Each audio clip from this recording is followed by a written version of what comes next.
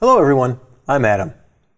In this problem, what we have is that the motion of a liquid in a cylindrical container of radius 3 is given by our velocity field, say f of x, y, and z. And what we want to do is find the surface integral of s, where s is the upper surface of that cylindrical container. So what we need to do is start by finding our two parts, say the curl of f, and then the unit normal vector, or a unit normal vector, n, to the surface s. So we'll start by finding our curl of f.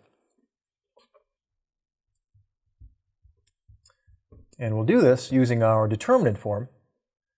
So we're going to set up a determinant of something looking like 3 by 3 array, where our top row is going to be our unit vectors, I, say j, and k. And the second row is going to be the operators of our partial derivatives, say partial derivative with respect to x, partial derivative with respect to y, and partial derivative with respect to z. And our third row is going to be the components of our velocity field, f. So negative 1/6 y cubed and positive 1/6 x cubed and positive 5. Okay, so taking the determinant of a 3 by 3 matrix, we're going to start in our top row left column with I and kind of delete that column and row, and then take the 2 by 2 determinant of what we have left. So in doing that, well, we're going to take the partial derivative with respect to y of 5, which gives us 0, minus the partial derivative with respect to z of 1/6 x cubed, which is also 0. So we have 0 times I, and then repeating ourselves, deleting the column with j and the top row, we're going to take our partial derivative with respect to x of 5, which is 0, minus the partial derivative with respect to z of negative 1/6 y cubed, which is also 0. So we'll get minus 0j. And then lastly, deleting our last column and taking our 2 by 2 determinant. So partial derivative with respect to x of 1/6 x cubed is going to give us, say, a 1/2 x squared, and then minus the partial derivative with respect to y of negative 1/6 y cubed. So minus minus gives us a plus, and would be 1/2 y squared times k.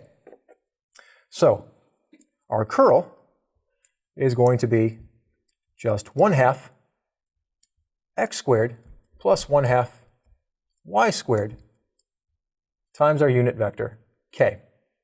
Now what we have for our curl, we have to find next our unit normal vector to the surface. So we're kind of considering that our cylindrical container is going upwards in the z direction. So our surface of the liquid is going to be perpendicular to that. So a unit normal vector, right? A normal vector that's kind of perpendicular to our surface in the z direction, we can just take to be equal to k.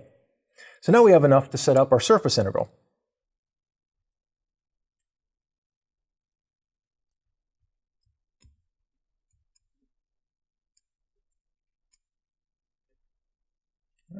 And this is going to be equal to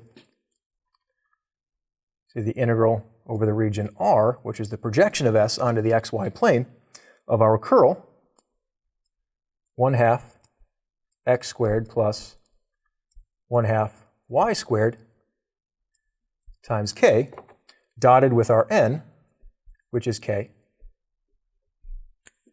And then what we see is the dot product between k and k is just going to be equal to 1. So then what we have left is just integrating our 1/2 x squared plus 1/2 y squared. And now what we can do is transform this into, say, polar coordinates. So we're going to have our 1/2 x squared plus 1/2 y squared. And we can factor out a 1/2, and keeping in mind that x squared plus y squared is equal to r squared, then our term here can be written as, say, 1/2 r squared, and then our integral in polar coordinates is going to be times r dr d theta, and our limits of integration, integrating with respect to r, since this is a cylindrical container of radius 3, we're going to integrate from 0 to 3, and theta will go from 0 to 2 pi. Okay, So now we got something to work with, and we'll go ahead and clean this up a little bit. So I'll bring out the 1/2. This will be equal to 1/2 times the integral from 0 to 2 pi, integral from 0 to 3, and our r squared times r will give us r cubed, and dr d theta. Okay? Let's come up over here. So first, integrating with respect to r, we're going to have 1/4 r to the 4th. We'll bring that 1/4 to the outside.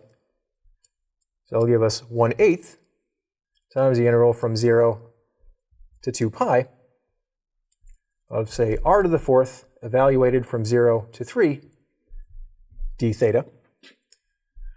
And so plugging in our upper limit, 3 to the 4th gives us 81 minus 0 to the 4th, which is just 0. So we have 1/8 times the integral from 0 to 2 pi of 81 and d theta.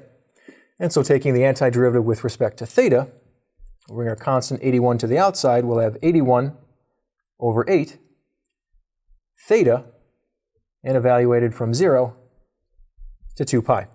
So again, plugging in our upper limit, we have 81 over 8 times 2 pi.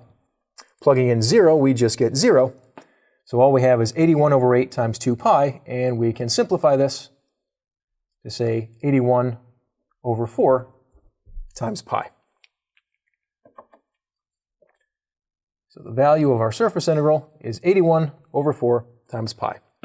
There we have it. Thank you very much.